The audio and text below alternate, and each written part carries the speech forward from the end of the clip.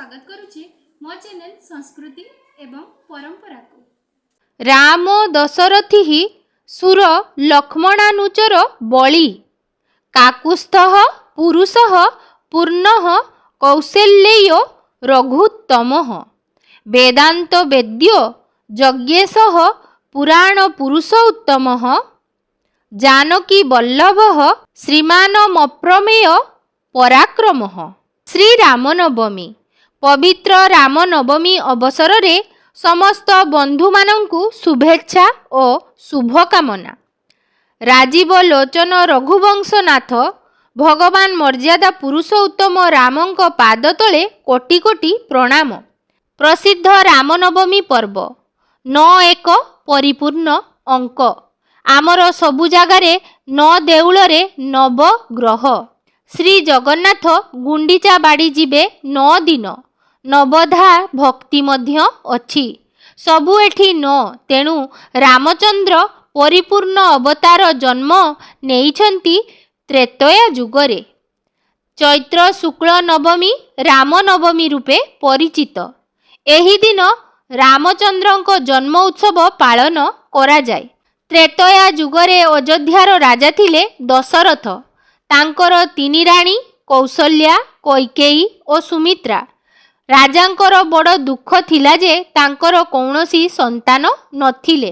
महान इक्ष्वाकु कुलरे उत्तराधिकारी हेबाकु कुलगुरु वशिष्ठ प्रार्थित संतान प्राप्ति निमंते ऋषि शृंगंक द्वारा पुत्रेष्ठी यज्ञ करिबाकु दशरथंकु उपदेश देले। राजा कुलगुरुंको उपदेश अनुसारे महान ऋषि शृंगंकु अयोध्यारे यज्ञ करिबाकु तांको आश्रम को जाई प्रार्थना कले। वशिष्ठ एवं ऋषि शृंगंक द्वारा पुत्रेष्ठी यज्ञ समापन परे यज्ञेश्वर यज्ञ कुंडरू आविर्भूत होई दशरथंकु एक चरुअन्नपूर्ण पात्र प्रदान करी राणी मानंकु सेवन करिबाकु कहिले। दशरथ अधा चरुअन्न कौशल्यांकु एवं अन्य अधा भागकु कैकेयींकु प्रदान कले।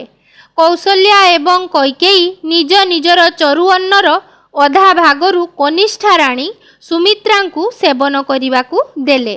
एहार किछि दिन परे 3 राणी अंतसत्वा हेले। पवित्र चैत्र नवमी दिन द्विप्रहर रे कौशल्या प्रभु रामचंद्रंकु कैकेयी भरतंकु एवं सुमित्रा जमज संतान लक्ष्मण और शत्रुघ्नंकु जन्म देले। विष्णुंक सप्तम अवतार प्रभु श्री रामचंद्र स्वइच्छारे अधर्मर विलोप और रावण आदि राक्षस मानंकु संहार करिबाकु पृथ्वी पृष्ठरे अवतरण करिथिले। वयः प्राप्त हेबा परे प्रभु श्री रामचंद्र मिथिला नरेश राजर्षि जनकंक दुहिता देवी सीतांक सहित विवाह होइथिले। वाल्मीकि रामायण मते मार्गशीर शुक्ल पंचमी दिन सेही विवाह अनुष्ठित होइथिला। श्रीमंदिर रे रामनवमी नीति। पवित्र श्री रामनवमी तिथि रे श्रीमंदिर रे श्री रामंक जन्मनीति अनुष्ठित होइथाय। स्वयं प्रभु श्री जगन्नाथ माता रूपरे विलंबित रात्र रे श्री रामंकु जन्म देइथांती। तेणु प्रसव वेदना को लाघव करिबा निमंते अष्टमी दिन संध्या धूप परे महाप्रभुंकु जेउड़ भोग कराजिबा संगे संगे गर्भोदक दिया जाए। नवमी दिन ठाकुर मानकर मध्याह्न धूपनीति शेष हेबा परे जन्मनीति अनुष्ठित होइथाय। 2 जन महाजन सेवक दशरथ एवं कौशल्या होई जन्मविधि पालन करिथांती। एही गुप्त नीति को केही जेपरी देखि न पारिबे सेथिलागी गर्भगृहरे थिबा जय विजय द्वार को बंद करा जाइथाय। श्री राम जन्म हेबा परे कर्पूर आळती बंदापना होई महासुआर गंडूस मसला खीरीमण ही करिथांती। एहा परे पंडा शीतल भोग कराइबा सह महासुआर जय विजय द्वार ठारे चरु भात मण ही कराइथांती। श्री रामचंद्र काहींकी जन्म होइथिले। प्रथम वृत्तांत जय विजय नामक 2टी द्वारपाल ବୈକୁଣ୍ଠରେ ଥିଲେ। ସନତ, ସନାତନ, ସନନ୍ଦନ, ସନତ କୁମାର ଏହି 4 ଋଷି ସଦାବେଳେ କିଶୋର ଥାନ୍ତି, ବୁଢ଼ା ହୁଅନ୍ତି ନାହିଁ। କିଶୋର ହୋଇକି ବିଷ୍ଣୁଙ୍କୁ ଦର୍ଶନ କରିବାକୁ ଆସିଥିଲେ, କିନ୍ତୁ ଦ୍ୱାରରେ ବାଧା ସୃଷ୍ଟି କରିଥିଲେ ଜୟ ବିଜୟ। ଋଷିମାନେ ଅଭିଶାପ ଦେଲେ 3 ଜନ୍ମ ପର୍ଯ୍ୟନ୍ତ ଅସୁର ହୋଇଯିବ। ବିଷ୍ଣୁଙ୍କୁ ଦର୍ଶନ ନ କରି ଫେରିଗଲେ। ଜୟ ବିଜୟ କାନ୍ଦୁଛନ୍ତି। ଭଗବାନ ବିଷ୍ଣୁ ଆସିଲେ, କହିଲେ କ'ଣ ହେଲା? ନା ପ୍ରଭୁ 4 ଋଷି ଆସିଥିଲେ ଆପଣଙ୍କୁ ଦେଖା କରିବାକୁ। ଆପଣ ବିଶ୍ରାମ କରୁଥିଲେ। ଆମେ ଆମ ଧର୍ମ ରକ୍ଷା ପାଇଁ ଆପଣଙ୍କ ନିଦ୍ରାରେ ବାଧା ସୃଷ୍ଟି ନ କରିବା ପାଇଁ ତାଙ୍କୁ ଭିତରକୁ ଛାଡ଼ିଲୁନି। ଆଉ ସେମାନେ ଆମକୁ ଅଭିଶାପ ଦେଲେ, ତମେ 3 ଜନ୍ମ ପାଇଁ ରାକ୍ଷସ ହୋଇଯାଅ। ବିଷ୍ଣୁ କହିଲେ, ଯଦି ସିଏ ଅଭିଶାପ ଦେଲେ ମୋ ପାଇଁ, ସେ ଅଭିଶାପକୁ ଆଶୀର୍ବାଦରେ ବିଚାର କର। ମୁଁ 3 ଜନ୍ମରେ ତମ ପାଇଁ ଜନ୍ମ ନେବି। ସତ୍ୟ ଯୁଗରେ ତମେ ହେବ ହିରଣ୍ୟାକ୍ଷ, ହିରଣ୍ୟକଶ୍ୟପ। ମୁଁ 2ଟି ଜନ୍ମ ନେବି, ବରାହ ରୂପ ଏବଂ ହିରଣ୍ୟକଶ୍ୟପ ପାଇଁ ନୃସିଂହ ରୂପ। ତ୍ରେତୟା ଯୁଗରେ ତମେ ହେବ ରାବଣ ଏବଂ କୁମ୍ଭକର୍ଣ୍ଣ। ମୁଁ ରାମ ହୋଇକି ଆସିବି। ଦ୍ୱାପରରେ ତମେ ହେବ ଦନ୍ତବକ୍ର ଏବଂ ଶିଶୁପାଳ। ମୁଁ କୃଷ୍ଣ ହୋଇକି ଆସିବି। ତେଣୁ ଜୟ ବିଜୟ ପାଇଁ ପ୍ରଭୁ ଶ୍ରୀରାମଚନ୍ଦ୍ର ଅବତାର ହୋଇଥିଲେ। ଦ୍ୱିତୀୟ ବୃତ୍ତାନ୍ତ। ବୃନ୍ଦାବତୀ ବାହା ହୋଇଥିଲେ ଜଳନ୍ଧରଙ୍କୁ। ଜଳନ୍ଧର ଦେବତାମାନଙ୍କୁ ରଣରେ ହରେଇ ଦେଉଥିଲେ। ଶିବ ବହୁତ ଯୁଦ୍ଧ କଲେ, ହେଲେ ଜଳନ୍ଧରର କିଛି କ୍ଷତି ହେଲା ନାହିଁ। ଶିବ ବିଷ୍ଣୁଙ୍କ ପାଖକୁ ଆସିଲେ। ପ୍ରଭୁ କେମିତି ମରିବ ଏଇ ଜଳନ୍ଧର? ଭଗବାନ କହିଲେ, ଜଳନ୍ଧର ସହିତ ଶିବ ତମେ ଲଢ଼େଇ କରୁନ, ତା ସ୍ତ୍ରୀର ସତୀତ୍ୱ ସହିତ ଲଢ଼େଇ କରୁଛ। ତାର ପୁଣ୍ୟ ଲଢ଼େଇ କରୁଛି ତୁମ ସହ। ନାରୀର ସତୀତ୍ୱ ତା ସ୍ୱାମୀକୁ ରକ୍ଷା କରେ। ଭଗବାନ ବିଷ୍ଣୁ ମାୟା ରୂପ ଧାରଣ କଲେ। ଜଳନ୍ଧର ରୂପ ନେଇ ବୃନ୍ଦାବତୀ ପାଖକୁ ଗଲେ। ବୃନ୍ଦାବତୀ ପୂଜା କରୁଥାନ୍ତି। ତାଙ୍କ ଅଗଣାରେ ଜଳନ୍ଧର ରୂପୀ ନାରାୟଣ ପଡ଼ିଗଲେ। ଆହା, ମୋ ସ୍ୱାମୀ ପଡ଼ିଗଲେ ବୋଲି ଧରି ପକାଇଲେ ବୃନ୍ଦାବତୀ। ସେତିକିବେଳେ ନାରାୟଣ ରୂପ ଧାରଣ କଲେ। ତମେ ନାରାୟଣ, ମୁଁ ତୁମକୁ ଛୁଇଁଲି। ବିଷ୍ଣୁ କହିଲେ, ତମ ସତୀତ୍ୱ ଆଜି ନଷ୍ଟ ହୋଇଗଲା। ତମ ସ୍ୱାମୀ ମରିବ। ଅଭିଶାପ ଦେଲେ ବୃନ୍ଦାବତୀ କହିଲେ, ମୋ ସ୍ୱାମୀ ପୁଣି ଆସିବ। ମୋତେ ଯେମିତି ସ୍ୱାମୀ ବିରହରେ କନ୍ଦେଇଛ, ତମେ ସେମିତି ତମ ସ୍ତ୍ରୀ ବିରହରେ କାନ୍ଦିବ। ମୋର ସ୍ୱାମୀ ରାବଣ ହୋଇକି ଆସିବ। ମୋ ଅଭିଶାପ ରହିଲା।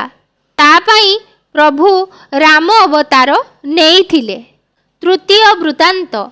ନାରଦ ଜଣେ ରାଜକୁମାରୀଙ୍କ ପ୍ରତି ଭରପୁର ହୋଇ ସେ ନିଜେ ବିଷ୍ଣୁଙ୍କ ପରି ଦେଖାଯିବା ପାଇଁ ତାଙ୍କ ପ୍ରଭୁ ବିଷ୍ଣୁଙ୍କ ନିକଟକୁ ଗଲେ।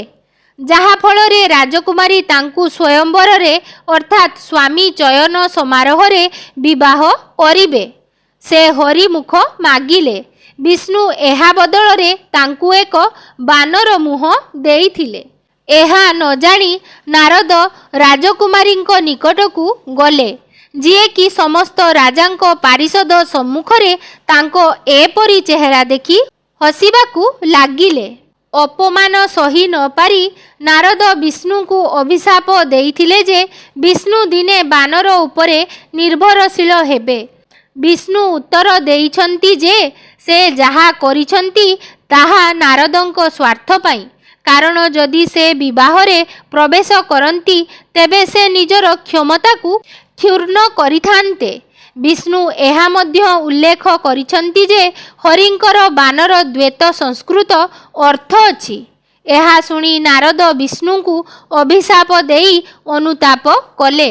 କିନ୍ତୁ ବିଷ୍ଣୁ ତାଙ୍କୁ ଅନୁତାପ ନ କରିବାକୁ କହିଥିଲେ।